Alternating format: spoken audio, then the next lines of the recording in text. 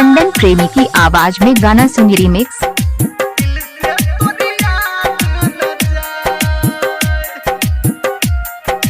अभी आप सुन रहे हैं धर्मेंद्र निर्मलिया को।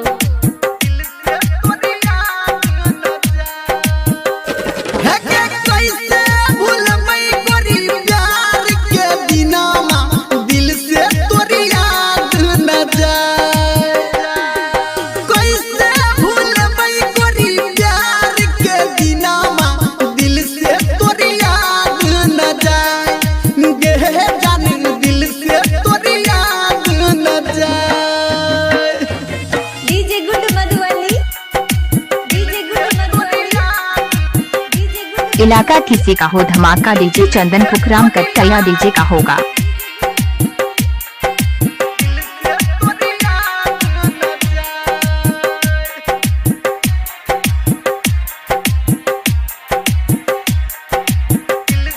चंदन प्रेमी का नाम तो सुना ही होगा। की दोस्त दे बहुत तोरा सुन है के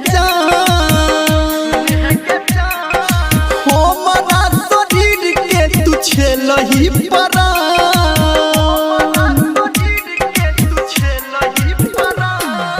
की दोस्त दे बहुत तोरा सुन है के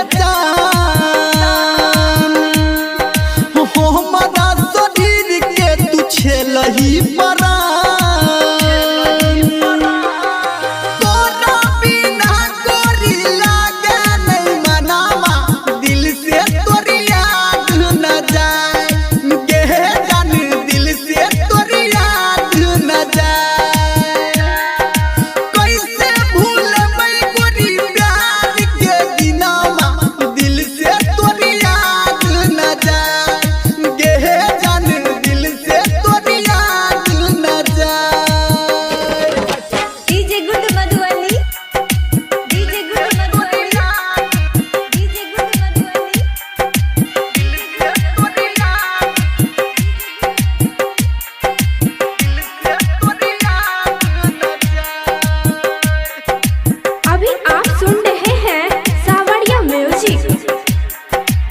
इलाका किसी का हो धमाका डीजे चंदन मुकेश का होगा।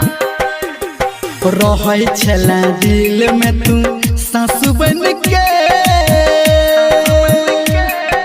हो बदाल गोदी तू के आंसू बन के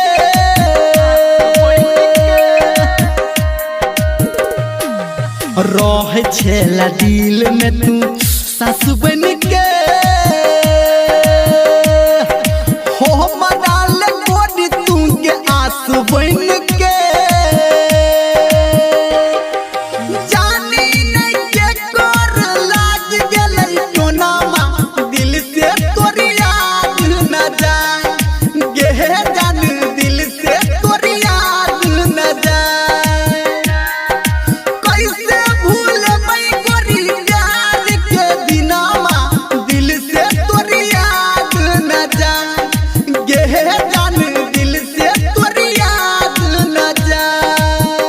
चंदन प्रेमी का नाम तो सुना ही होगा।